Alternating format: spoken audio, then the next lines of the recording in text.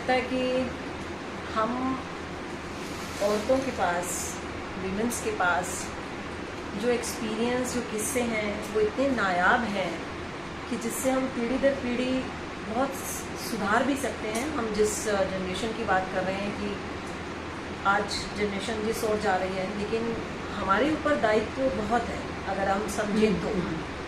और अगर इस तरह के समाज में बैठना उठना होता है तो मुझे लगता है कि ये अच्छाइयाँ थोड़ी थोड़ी करके हमारे ही ज़रिए वाइब्रेशंस को अगर हम बाहर ले करके जा रहे हैं। हम आज जैसे कि 2 और मित्रों से मिले, आपसे मिले और आपसे मिले, बहुत अच्छे किस्से मैडम। यस बिल्कुल। तो मुझे बहुत अच्छी श्रोता लगी, जितनी दाद दे रही थी आप इनके उस पर और एक एक शब्द सुन रही थी, तो आपके लिए 4 पंक्तियाँ मैं भी सुनाऊंगी। तो बड़ा अच्छा लगा और मुझे लगता है कि हम इस तरह की भी अगर छोटी छोटी भी एकत्रित होकर के अपने विचारों को बांटते रहें। जैसे कि अभी बैठे बैठे मेरे मन में ऐसा ख्याल आया कि मैडम के पास जैसे किस्से हैं, हर औरत के पास अपने किस्से और कहानियाँ बहुत सारी हैं, अनुभव इतने हैं कि हम एक ऐसा प्रोजेक्ट मैं अब करूँगी मैडम के, उससे मुझे बहुत अच्छा आइडिया आया कि उन किस्सों को लेकर के, क्योंकि मैं अच्छी राइटर हूँ, उसको मैं लेखनीबद्ध कर सकती हूँ और हिंदी के शब्द और उसको कैसे मोड़ना है वो सिर्फ आप मुझे रॉ मटेरियल देंगे मान लीजिए, तो उसको हम एक अच्छा प्रोजेक्ट में आने वाले टाइम में आपको बना के, और हम अब जो ग्रुप बन रहा है वही हम इसको इम्प्लीमेंट करेंगे, वो बात की बात है। आपको मैं बताऊँगी और मैं ये कहूँगी कि क्योंकि जो दर्द पीड़ा से हम निकलते हैं उसको हम ही जान पाते हैं। उस पर 4 पंक्तियाँ मैं उनको शब्द देना चाहूँगी ऑल विमेंस के लिए कि एक रोज़ मैंने अपनी ज़िंदगी से पूछा, एक रोज़ मैंने अपनी ज़िंदगी से पूछा, बता तेरे जीने का तरीका क्या है, ये घुटन, ये पीड़ा, ये दर्द, इसे सहने का सलीका क्या है। मुस्कुराकर मेरी ज़िंदगी मुझसे यूँ बोली, ये नहीं सीखा तो अब तक सीखा क्या। बहुत बढ़िया। और हम जैसे ही अच्छी मित्रों के लिए कि किसी के दर्द को सीने में पालने का हुनर, किसी के दर्द को सीने में पालने का हुनर, हमें भी आता है खुद को संभालने का हुनर। बिल्कुल बिल्कुल। हमारी बात जुदा है हमसे सीखो तुम, हमारी बात जुदा है हमसे सीखो तुम, अंधेरे चीर के जुगनू निकालने का। वाह वाह वाह, बहुत बढ़िया। लगता है कि ये अनुभव हमें लिखवाते हैं और अनुभव हमें सिखाते हैं।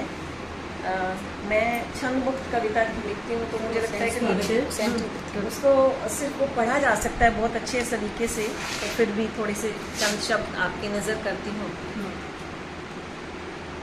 मेरी छंद मुक्त कविता का शीर्षक है तुम्हें यूं ही सावन नहीं कहते। सावन को संबोधित करते हुए, ओ सावन तुम्हें यूं ही सावन नहीं कहते, तुम्हारे आने से इन दिनों हरे रंग के ना जाने कितने ही शेड्स उभर आते हैं मेरे आसपास। एक हरे रंग से दूसरे हरे रंग में डूबता ये मन 100 बार सजदा करता हुआ चूम लेना चाहता है उस चित्रकार के हाथों। ये कैसा प्रेम, स्नेह और आकर्षण है तुम्हारा कि एक ही रंग में रंगी जाती है धरती इन दिनों। यहाँ की खरपतवार भी पेड़ों और पत्तों में शामिल होने की जुर्रत करती है साधिकार। छोटे छोटे बिंब हैं क्योंकि हम पढ़ेंगे तो उसको ज़्यादा समझ सकते हैं। बहुत सुंदर है।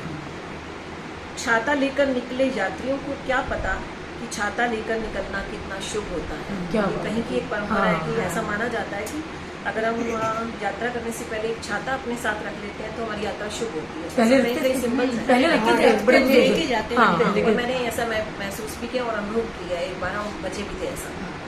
तो माएँ डरती हैं हर सावन और बच्चों को कीट पतंगों से बचाने के लिए सावन की हर रविवार गुगा डालना नहीं भूलती। आज भी घरों में परंपरा है गुगा डालने की, सांप से बचने के लिए और कीट पतंगे से। तो माएँ डरती हैं हर सावन बच्चों को कीट पतंगों से बचाने के लिए सावन के हर रविवार गुगा डालना नहीं भूलती।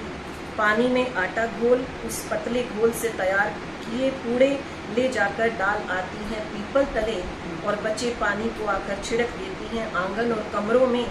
उनका ये विश्वास बचा लेता है सांप जैसी कितनी ही प्रजातियों से उसकी संतानों को हर सावन। क्या बात है, बहुत बढ़िया, बहुत बढ़िया। बहुत बढ़िया। ये कितना सुहावना प्रेम और प्यार का मौसम है जब नैनीताल, शिमला और मसूरी की वादियां ठीक घर के ऊपर आ जुटती हैं, जब काले काले मेघ दिल में हलचल मचाते हैं और ले उठते हैं मन वहाँ जहाँ तुम होते हो।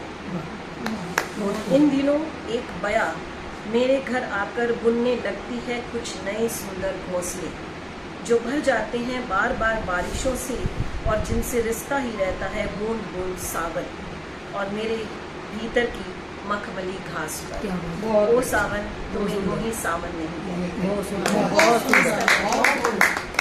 और मेरी तो एक छोटी सी और जैसे कि जिस जगह मैं हूँ तो मुझे लगता है कि कई बार आपको कहाँ पहुँच कर के किस चीज़ की ज़रूरत होती है तो शायद आपका मन ही जानता है।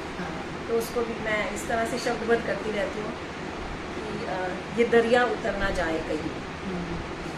जहाँ आप पहुँची हूँ वहाँ पहले की कुर्सी से थोड़ी बड़ी कुर्सी है। जहाँ आप पहुँची हूँ वहाँ पहले की कुर्सी से थोड़ी बड़ी कुर्सी है। ओहदा भी बढ़ गया है पहले से कुछ ज़्यादा। चलते वक्त बिछड़ते दोस्तों से किए वादे दब गए हैं बड़ी फाइलों के नीचे। राह चलते अब कोई ख्वाब नहीं मिलता मुझे, गुलाबी फूल गले नहीं लगाते, प्रेम कविताएं बारिशों में नहीं भीगती, सूरजमुखी हर शाम मुंह फेर लेता है मुझसे, धूप से खुशबुएं नहीं आती, बारिशें गीली नहीं लगती, बेखौफ ठंडी हवाएं भी लिपटती नहीं मुझसे, तितलियां गायब हो चली हैं सारी, घास के तिनके खुश नहीं लगते, चिड़ियों के बच्चे भी दूर जा उड़े हैं। ऐसा होना किसी हादसे से कम तो नहीं। ऐसे समय में मैं ऑन करती हूँ रिकॉर्ड, जीती हूँ गज़ल का एक एक हरफ कि आओ कुछ देर रोले नासिर, फिर ये दरिया उतर ना जाए कहीं। और ज़िंदगी के दिल से उतरने से पहले मैं किताबों में रखे फूल को मान लेती हूँ ज़िंदगी और जान लेती हूँ कि प्रेम में डूबना क्यों ज़रूरी है ताउम्र। क्या बात है। ये लगता है कि जब हम मरने लगते हैं, डूबने लगते हैं तो मुझे लगता है कि बस वो प्रेम है कि हमें फिर से जिंदा करता है और बचाता है। वैसे प्रेम के तो एक दो शो ही होते हैं।